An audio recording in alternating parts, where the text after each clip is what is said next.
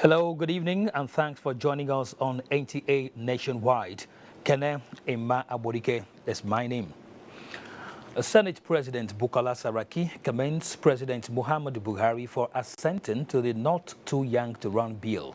In a statement by his special advisor on media and publicity, Yusuf Olanionu, Saraki says signing the Constitution Amendment Bill will allow youths to participate fully in the political process. He urged the president to also sign the other Constitution Amendment bills transmitted to him. Meanwhile, President Muhammadu Buhari is appreciating Nigerians for being consistent in supporting the governing APC as it continued to chart a pragmatic course for sustainable national development. This was while hosting members of the Nigerian business community and party leaders to the breaking of Ramadan fast. State House correspondent Adamu Sambo reports. Addressing his audience, made up of captains of industry and leaders of the various political parties, President Muhammadu Buhari expressed gratitude to Nigerians for their understanding, support and cooperation to his administration. He said, despite the daunting challenges inherited, the governing APC has done so much with so little, but assured the people that the best is yet to come. I'm very pleased that we haven't lost focus from our campaign promises of security, economy, and fighting corruption. And as I kept on saying, rice alone, we stopped importation of rice by 90%. Rice alone, not other things. So, convey to our constituency that I'm very grateful for the consistent support I'm getting. Business mogul and chairman of Dangote Group, Alhaji Aliko Dangote, applauded the Buhari administration for the giant strides recorded in the economic diversification drive, which he described as elusive in the past. I think really with the way that we have done, Your Excellency, I personally now believe definitely if we are able to eliminate the smuggling of rice, and by also focusing on this set trajectory, Your Excellency, we will be able to now export rice from Nigeria. Your Excellency, with your direction, if you look at it today, farmers have more money than people who live in the cities. So I believe, sir, the way that things are today, if we concentrate on agriculture, definitely most of our own sales revenue in the business will come from the rural areas, and that is what we are looking for to Your Excellency. I see a resilient economy. The reserves are up to $49 billion. Inflation is down from 18% to 13%. The real sector is where you're seeing a substantial amount of economic growth. Oil is down to 15% of GDP.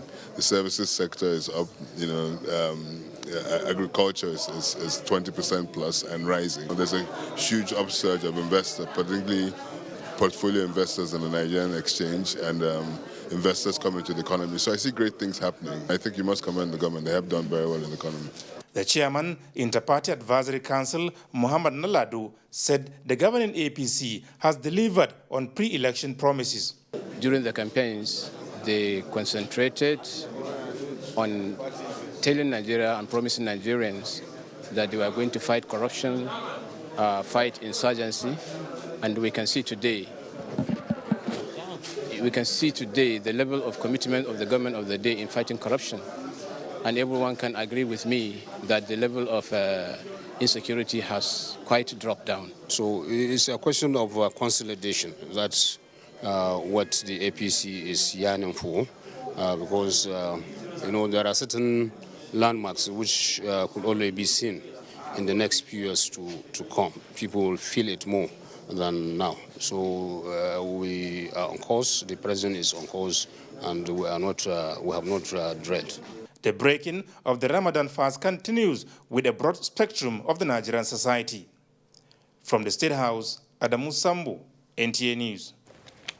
Now, a bill for an act to establish the biofuel energy policy, which, amongst other benefits, seeks to reduce environmental hazards, received support at a public hearing by the House Committee on Science and Technology.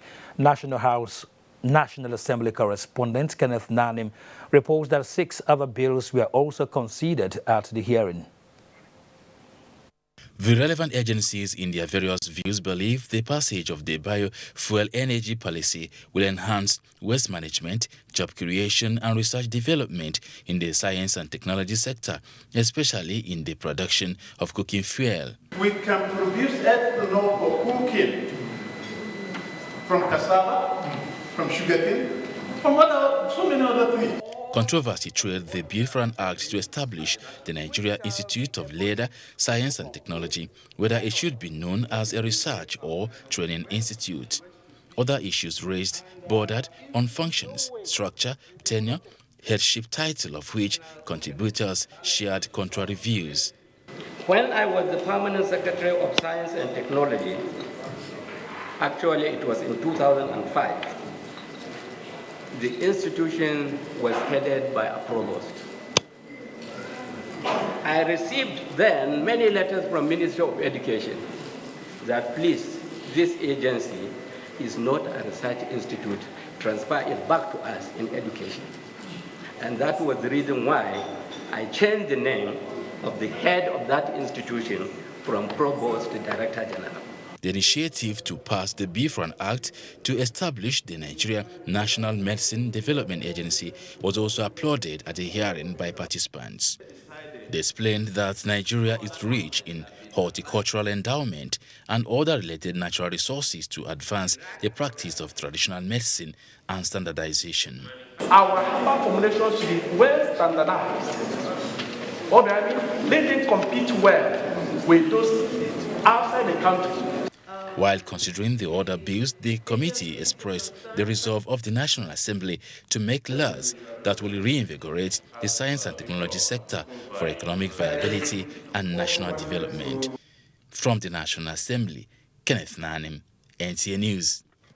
And still on the National Assembly, the House of Representatives Joint Committee investigating the awards of Warri Escravos dredging and Calabar Port contract has mandated relevant agencies to provide information about the companies involved in the execution of the project. Chairman of the committee, Patrick Asadu, gave the directive during the committee's meeting. John Yaku has details. During the hearing, the Managing Director of Nigerian Ports Authority admitted that there were infractions in the award of Calabar Port contract, which prompted its termination, with one of the consortium going to court challenging the decision. Non-compliance to the Public Procurement Act that was contained within the process for the emergence of the technical partner for the Calabar Channel Management. So the committee therefore asked to be furnished with status of the case to avoid abuse of court process. The Warri Escravos Channel contract was the most contentious, as the winner of the contract is alleged to have been convicted of a crime in addition to manipulation of figures in its favor during the bidding process. That the company that had been convicted should not be compensated with contracts in Nigeria.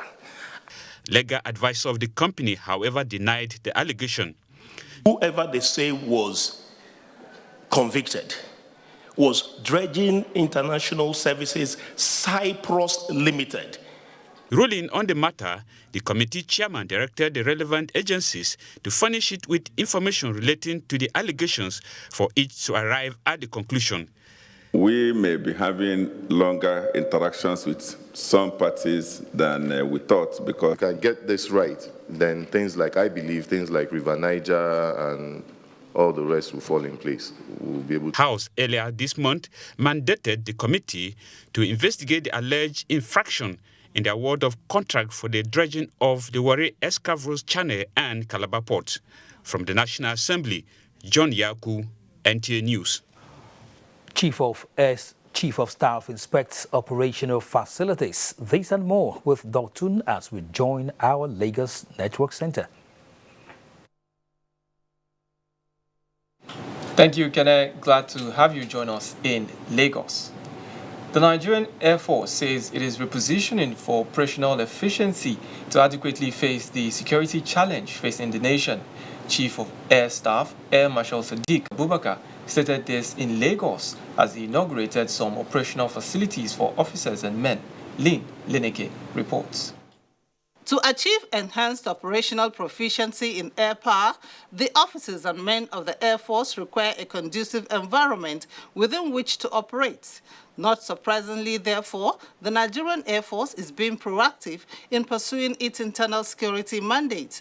Towards this end, the Chief of Air Staff, Air Marshal Sadiq Abubakar, inspected some operational facilities for enhanced presence and achieving its security mandate.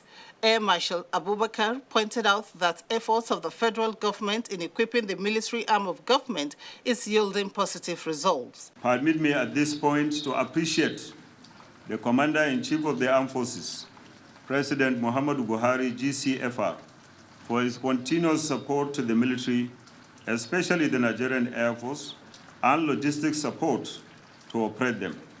We have recently received some new platforms while awaiting the delivery of others. While inspecting the two XNAV and C-130 aircraft currently undergoing periodic depot maintenance, the Air Chief stressed that maintenance of fighter aircraft is key to counterinsurgency operations in the Northeast. He therefore inaugurated the accommodation for airmen and women. Professionalism is not just about equipment, it's not just about training. It's most importantly about the human beings, because the human being is the most important resource. If he's not taken care of, chances are that he will not be effective. The visit of the Chief of Air Staff was to ascertain the level of progress of various projects and to boost the morale of personnel. In Lagos, Lynn Lenake, NTA News. 81 Division Nigerian Army, Lagos, has intercepted 3 lorries laden with about 5 tons of live ammunition. The consignment was intercepted following a tip-off at Balogun village during a combined anti-illegal bunkering and anti-pipeline vandalism operation between Lagos and Ogun State. The report. The arrest of the trucks conveying thousands of live cartridges was made in the line of duty of the men of 81 Division Nigerian Army in their continued effort to crack down on pipeline vandals, criminal elements and cultists operating within the Lagos and Ogun State axis. Brigade Commander 5 Artillery Brigade Abuja, Brigadier General Olaniyi Olatunde, who displayed the seized items and contents to newsmen in Lagos, said the destination of the lorries has remained unknown because on sighting the troops at Balogun village along Igbogila-Elasa Road in Ogun State, the drivers and the occupants fled into the bush, abandoning the trucks. Over 300,000. No, the point of entry is Ilara. That is a border town in Nigeria, close to Benin Republic. There will be investigation. And we'll start from the registration, number plates of the vehicles, and maybe if we are lucky, if we see some other documents that will assist us, beautiful. And we're also on the heels of those that we saw. The live cartridges packed in boxes and cartons were carefully sealed up inside specially constructed compartments underneath the trucks. The brigade commander conveyed the gratitude of the General Officer commanding 81 Division, Major General Enobong Okonodo, to Nigerians for their continued cooperation with the joint forces to rid the country of all forms of criminality. The operation was a joint effort of the Nigerian Army, the Police, Department of State Security, and the Nigerian Security and Civil Defense Corps. The promotion of intra-African migration has been identified as a catalyst for economic growth, development of structural transformation, which if properly managed could lead to a substantial increase in GDP per capita for Africa in 2030. This formed part of the discussion at the United Nations Conference on Trade and Development in Lagos. Abolade Salami reports. To the United Nations Conference on Trade and Development, about 41 million people are estimated to be international migrants who traveled from and within Africa in 2017. In assessing the developmental impact of migrants with regard to enhancing productivity and investment. Stakeholders submitted that the remittance inflow into Africa rose from $38.4 billion between 2005 and 2007 to $64.9 billion in 2014 and 2016 through trade and diasporal investment. Migration, both from the sending countries' perspective and from the other countries that are receiving, it adds to the GDP of the countries. They stressed that countries of origin in Africa need to develop effective policies to better enhance the economic potentials of the people for national development. It's really important that we have safe and legal channels for that movement to take away that opportunity from organised crime.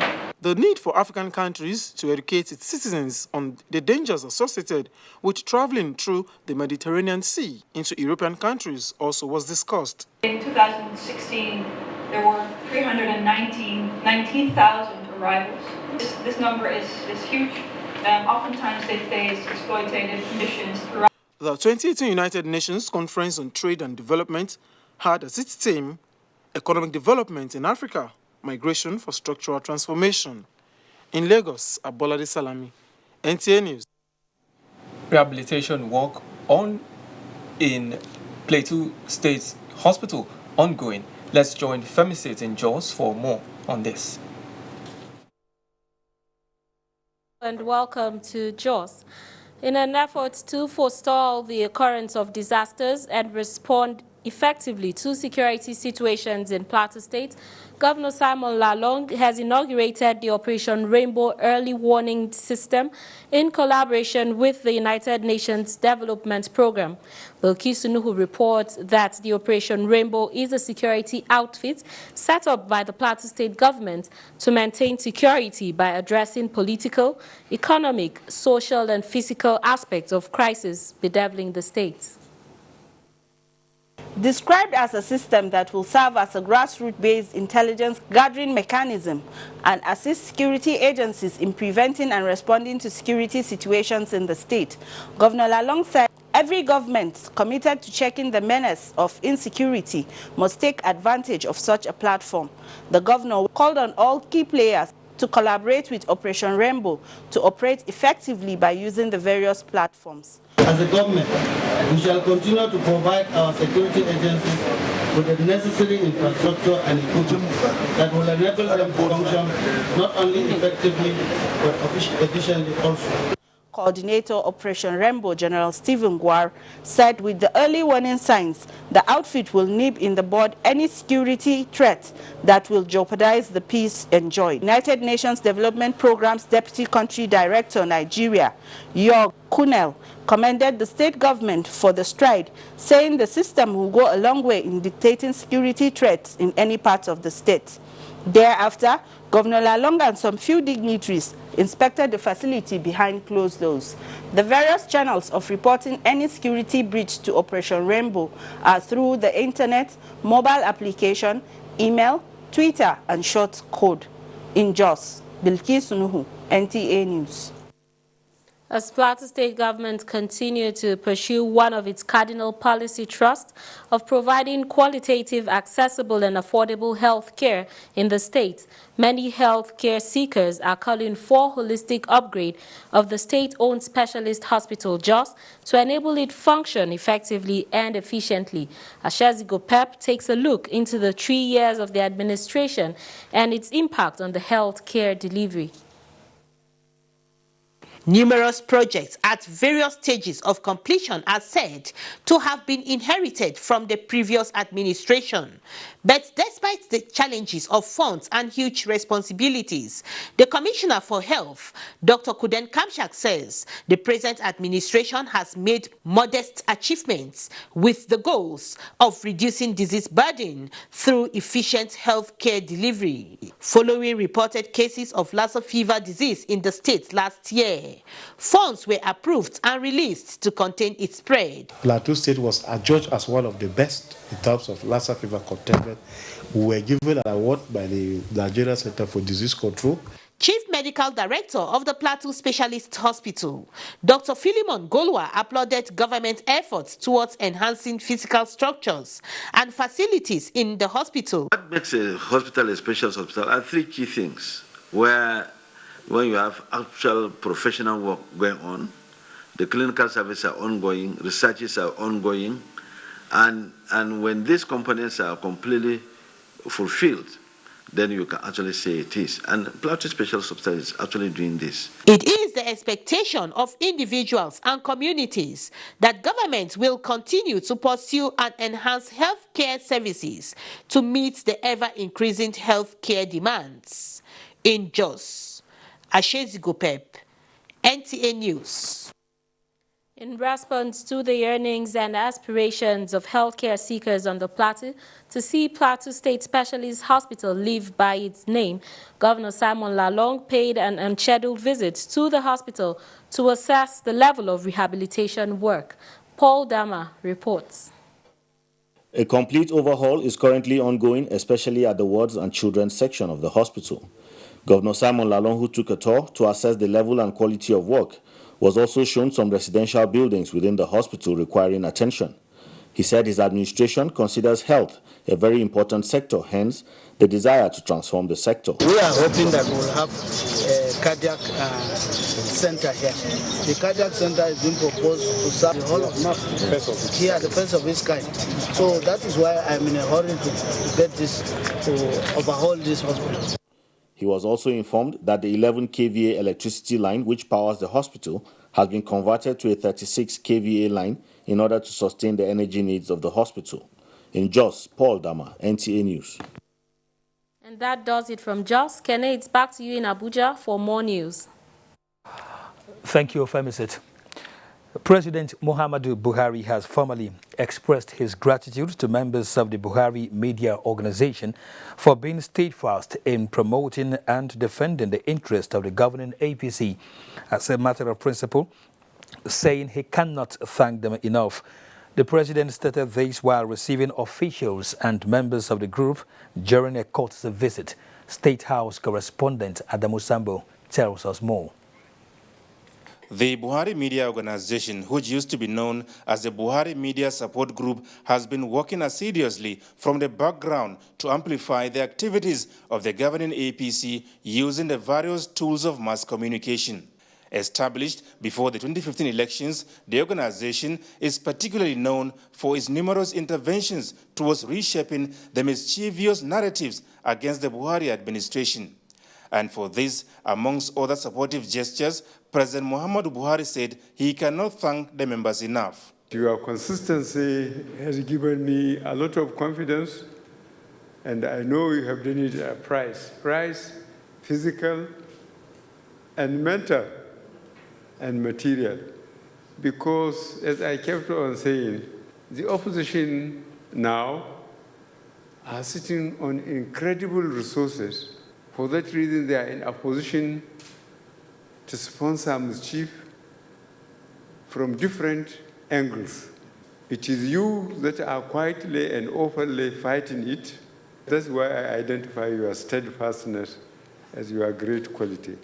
And I remain grateful. And this country, whether people realize it or not, should remain grateful to you for your courage. Chairman of the group, Austin Brimo, in a PowerPoint presentation, appreciated the president for providing the leadership Nigeria desires towards addressing its fundamental challenges for a sustainable future. This is not a government that is playing politics. This is a government that has come to fulfill. And in fulfilling, complete all uncompleted projects, block all leakages, ensure that there's probity, have a change of direction. And to do this is not a mean thing. We are ready to sink and swim with President Muhammadu Buhari. People may want to hide and pretend that they have not seen much, but the truth is any sincere Nigerian will tell you we are not where we used to be. 3 years of this administration has been that of steady progress, sustainable development for a better future. We can see how the president is succeeding in diversifying the economy, especially the areas of agriculture and solid minerals. And then the country is coming up now. We have the biggest and largest economy in Africa. We have the biggest reserve.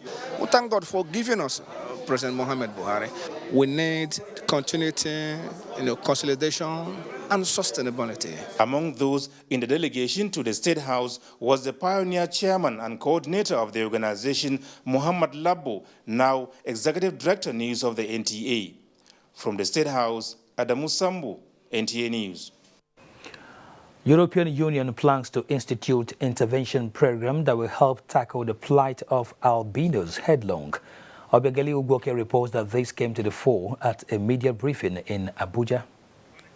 Persons with albinism in Africa and Nigeria in particular face several challenges ranging from low vision, skin cancer, stigmatization and abuse. Now with the project we're doing and some of the things that we're doing beyond the project, we've created the space for a child with albinism to be kept in the front of the class, for extra time to be given to them during examination, for parents who believed before that we don't have longevity, therefore there is no need sending us to school. Now their minds are changing. The European Union is said to assist persons with albinism achieve their aspirations in consideration of their challenges at learning institutions and the electoral process. The best point of departure of supporting this is to engage with the foundation in its work, and we do that based solidly on a very unique resolution that was done in the European Parliament on the 4th of October last year. Governments, civil society organizations and the media were charged to ensure meaningful employment and non-discrimination for persons living with albinism. Obiageli Ugwoke, NTA News.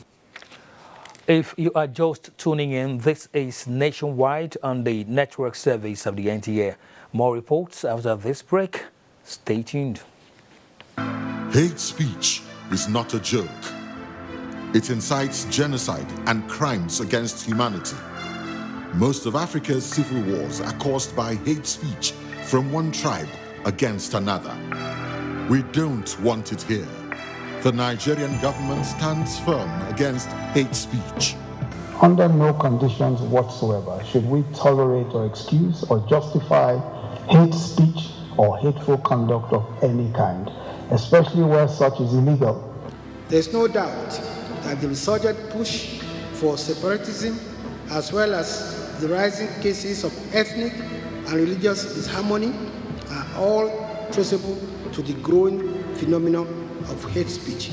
One nation bound in freedom, peace and unity.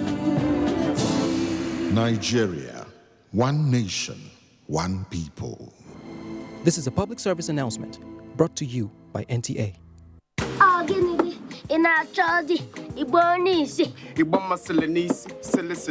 Rap has changed. Music has evolved. New art forms and genres are riding in the airwaves. I'm just another OG caught up in the mix. I'm trying to make $1 out of 15 cents. I won't be left with nothing but take you back to school. Yeah. Hey, listen up, black and yellow old past. Rivalry between the old musicians and the new ones. You say you don't know Lemmy Patterson?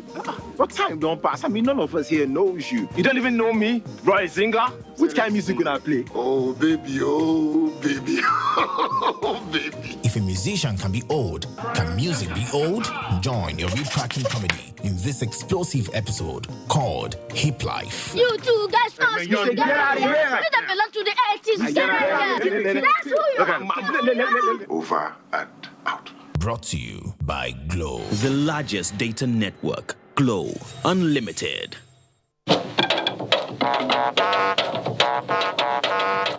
When you hear that sound, you know that Nigeria's most authentic newscast is about to begin.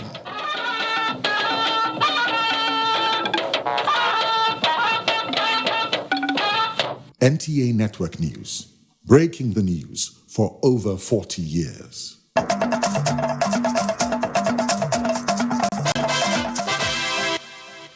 Welcome back to NTA Nationwide. Federal government partners Geneva on wildlife preservation.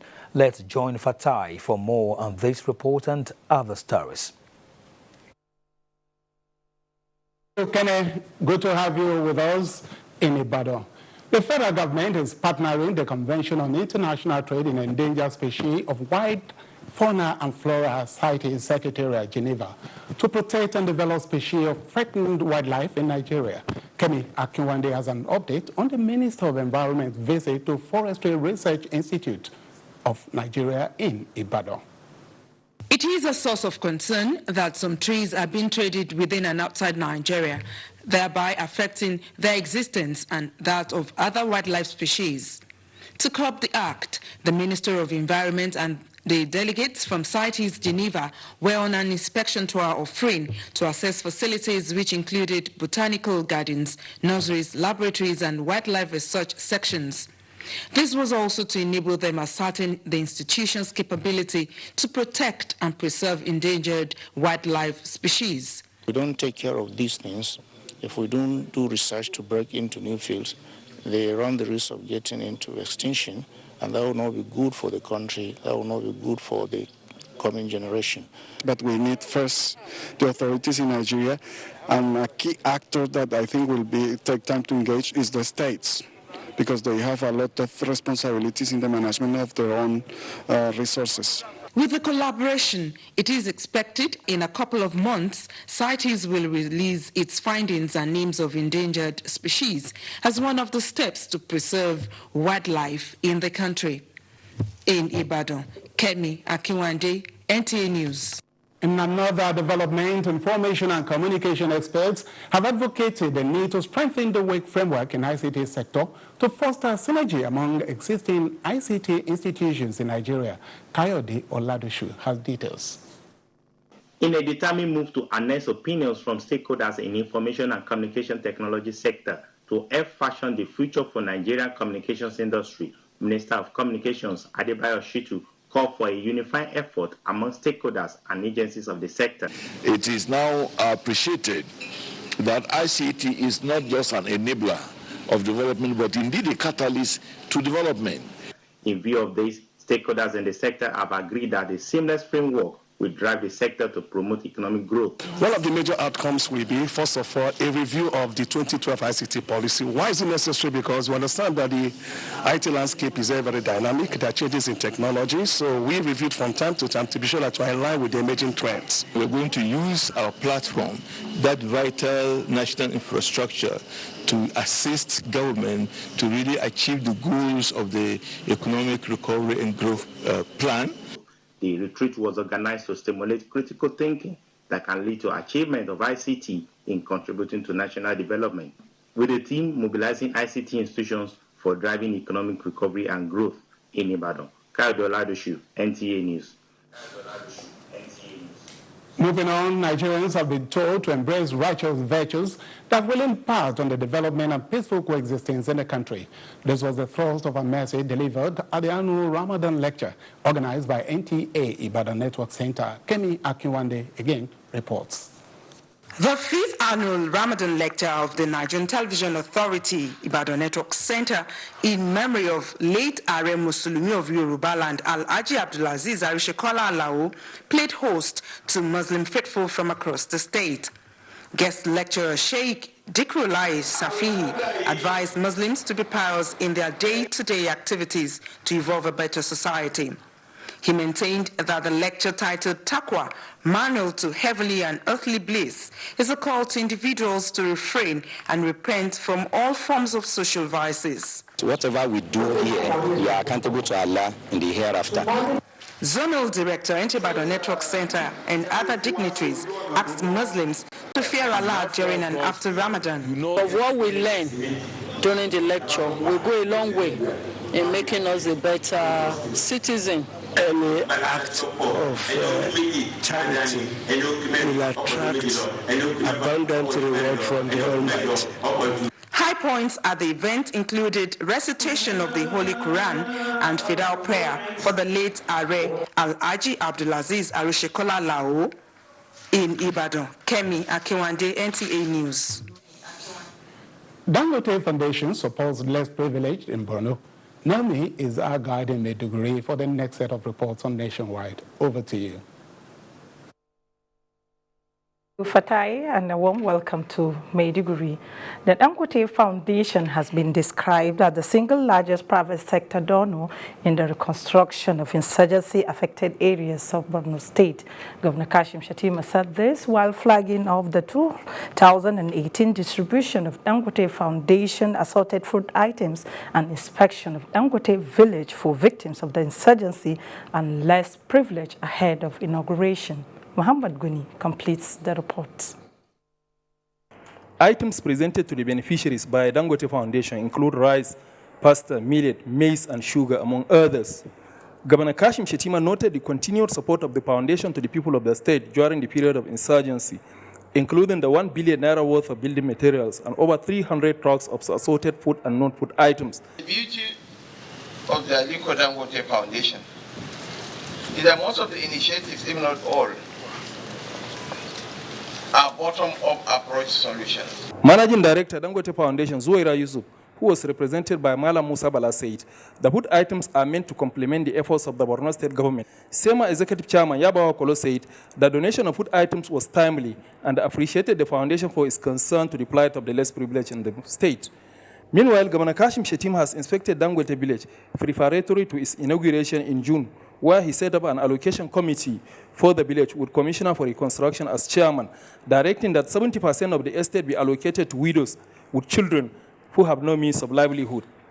The governor inspected Dangote Primary School within the estate, where he directed installation of care and teaching technology, solar light, and the provision of furniture as well as kitchen for the school. He equally directed landscaping of the 200 housing estate and the planting of trees, and urged the Reconstruction and Resettlement Commissioner to expedite action to meet the deadline. In Maiduguri, Mohamed Gwani, NTA News. Internally displaced persons in one of the largest camps in Maiduguri, the Borno State capital, have received federal government intervention through the National Commission for Refugees, Migrants and Displaced Persons. The El Miskin IDP camp received a large government humanitarian relief from the Commission in form of food items. Olin Kujevana reports.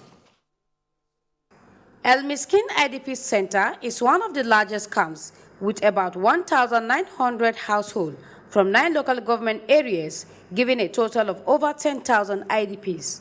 The Federal Commissioner, National Commission for Refugees, Migrant and Internally Displaced Persons, Sadia Umar Farouk, represented by an Assistant Director of Operations, Bello Mohamed Bello, said the Commission has always felt for the IDPs, and given that it is Ramadan period, hence the donation.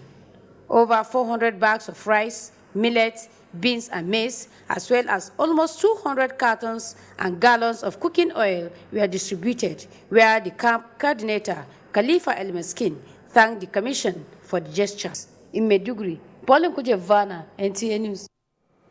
The Victims Support Fund has sustained the rebuilding of public infrastructure destroyed by Boko Haram insurgency in the northeast region.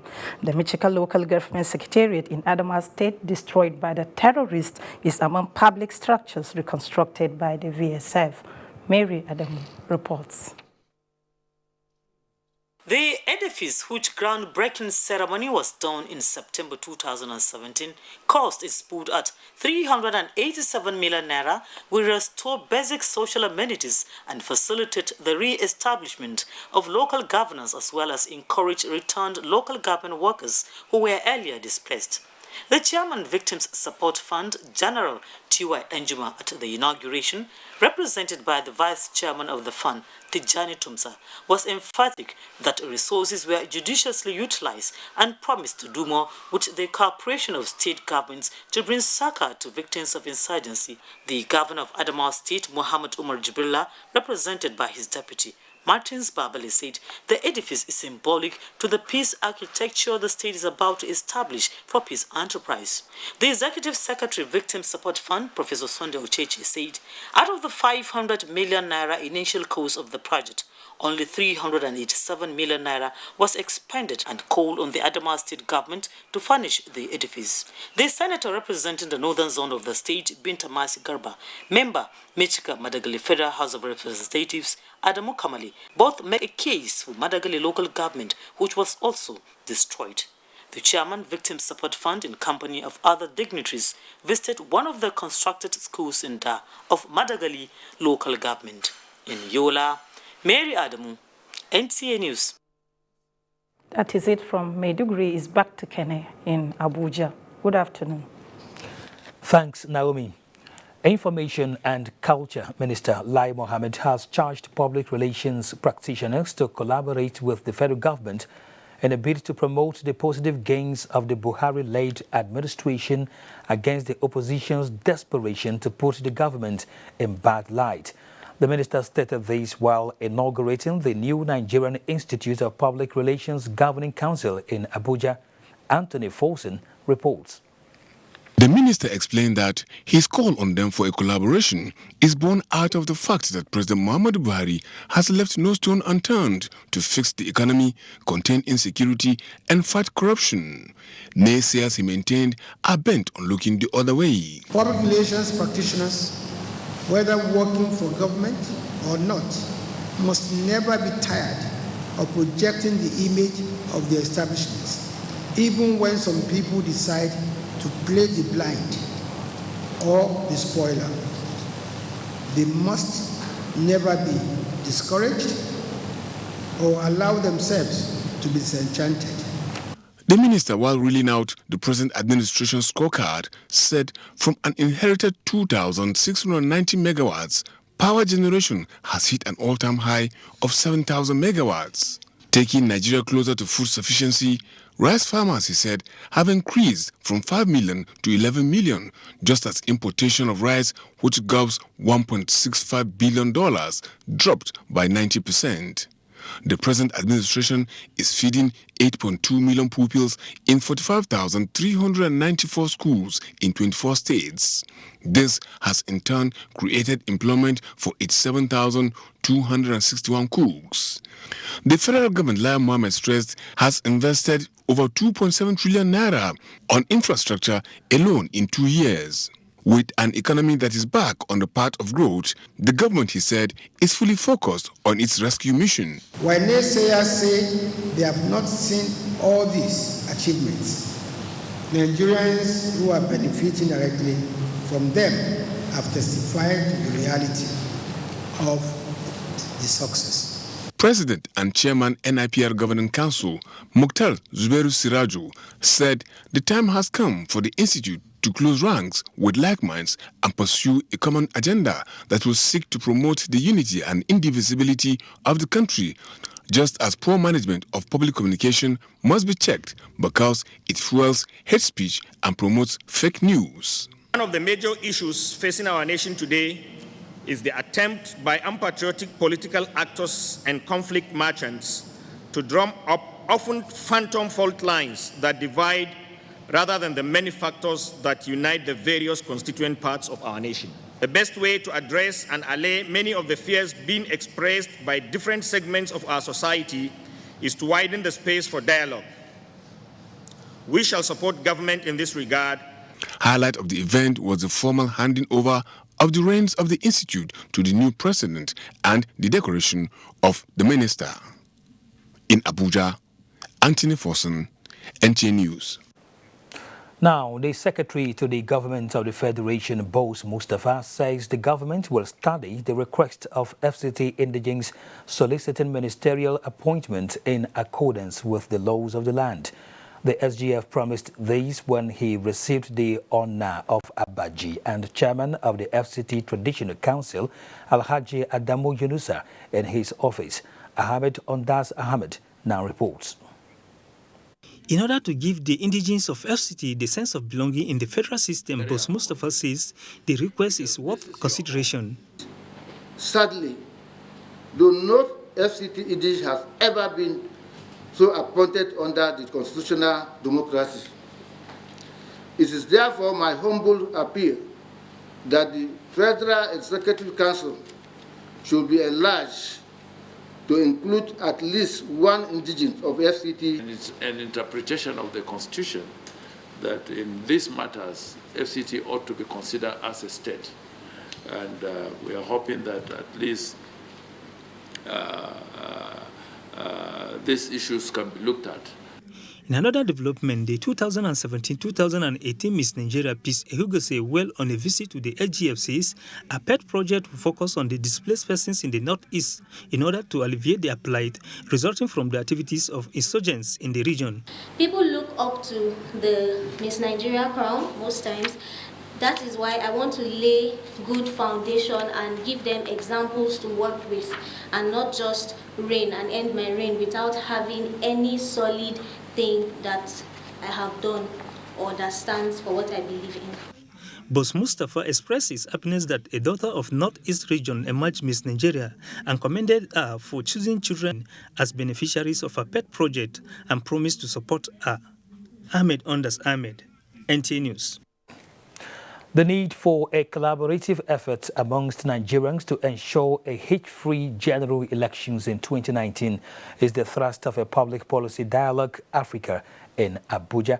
The theme of the interactive session is Democracy, National Security and 2019 General Elections. Chokunonso Mwabweze reports. Considering Nigeria's strategic position in the Committee of Nations, its internal affairs, especially issues of security and elections, usually attract global attention. As the 2019 general elections draw nearer, participants at this policy dialogue are not only strategizing to complement federal government's efforts toward the conduct of a peaceful, free and fair elections, but also to fashion out ways of strengthening the nation's security architecture.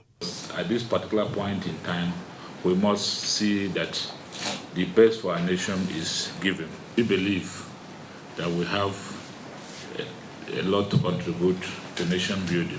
For you to have an effective security apparatus across the country, the people of that country must be ever ready to volunteer information. But I want us to go beyond the box, think outside the box and see that it is not just Nigeria. We need cooperation with neighboring countries. We have failed as a region in the sense that we have not looked at that core problem and tried to address it, to lift these people out of poverty, to give them a hope so that they will be properly engaged rather than turn into violence as a means of survival. The outcome of the dialogue is expected to be forwarded to relevant authorities for consideration. In Abuja, Chukunonso Mwabweze, NTA News. As political activities build up ahead of the 2019 general elections, the Social Democratic Party has adopted a revised constitution and logo as legal working documents and part of strategy to expand membership drive. These form part of resolutions at the party's National Executive Council meeting held in Abuja. Salihu Abdullahi reports. Addressing the media at the end of the closed-door meeting, National Chairman of the Social Democratic Party, Chief Olufalaye, says, in addition to the strategy adopted, the party is working to ensure all inclusiveness through a new manifesto. We have emphasized in the new constitution the need to devolve power and responsibility to the zones and states in accordance with our advocacy for a restructured Nigerian polity. Chief Olufalaye says NEC has agreed to hold congresses to fill vacant positions where necessary, while encouraging members to work towards the success of the party at the polls. The party's candidate for the Ekiti governorship election and the adopted revised SDP logo were officially presented to public during the meeting. The NEC meeting had in attendance party leaders from across the country. In Abuja, Salihu Abdullahi, NTA News. In the meantime, the support base of President Muhammadu Buhari continues to swell ahead of the 2019 general elections. This is evidenced by the declaration of support for his re-election bid by the Movement of Progressive Youths of Nigeria in Abuja. Victor Azo reports that a decision was taken at the BADIC's inaugural meeting in Abuja. listing some of the achievements of President Muhammadu Buhari to include recovery of looted funds, strides in different sectors of the economy, especially transport, and signing into law of the Not Too Young to Run bill. These youths, under the auspices of Movement of Progressive Youths of Nigeria, MOPION, have pledged unflinching support to the re-election bid of the president. Those in favor that President Muhammadu Buhari should be returned come 2019, please vote by raising your hand. Say Buhari. I think the eyes have it. Rising from its maiden meeting, the group says it is ready to mobilize millions of votes for the president during the 2019 elections. This group intends to metamorphose after now into the original mobilizing force to return President Muhammadu Buhari back to seat, to finally kill corruption and take this economy to the next level. Mr. Nwongo also explains that the group, under the mentorship of the Minister of Transport, Chibika Amechi, will drive the positive contribution of the Nigerian youth to national development. In Abuja, Victor Azu, NTA News. We'll take another break now. Nationwide continues shortly. NTA Television College Jos admission forms for diploma program in film and television production, television engineering technology, broadcast journalism, and degree programs in mass communication, television journalism, and mass communication television production is now on sale. The sale of forms will commence 14th May and run to 13th August 2018 at the cost of 7,500 Naira only per form, payable through the remitter platform in favor of NTA Television College Jos. Forms can be obtained from all marketing offices in NTA State Capital Stations, zonal centers, Training Directorate of the NTA Headquarters Abuja, and the Office of the Academic Secretary of the NTA Television College. Applicants are required to possess 5 credits in GCE, SSCE in relevant areas of study, including English and mathematics, in not more than 2 sittings. All completed forms attached with photocopies of credentials must be submitted on or before the 13th of August 2018 to the stations where the forms were obtained. For further inquiries, please contact the Office of the Academic Secretary on these numbers. Announcer, Registrar.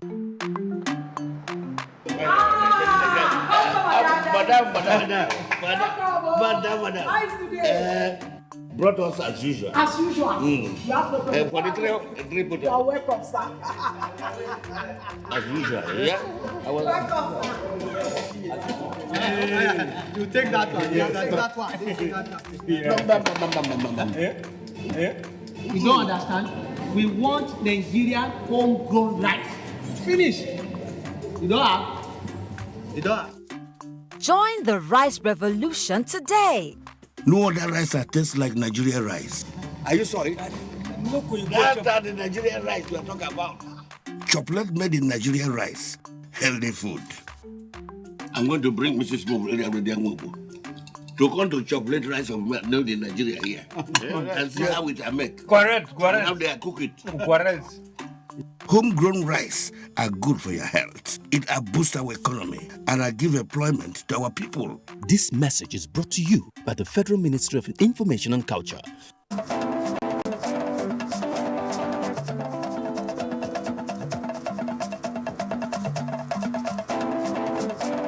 Get the latest news and updates from across Nigeria on NTA Nationwide. NTA Nationwide, weekdays by 4 p.m. Get it first. Get it fresh.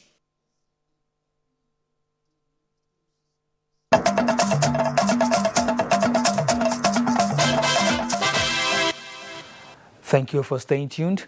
Nigeria-Argentina friendly match set for Saturday at Wembley as 4 Russian cities await Nigeria hospitality house at the World Cup. For details, let's bring you sports update.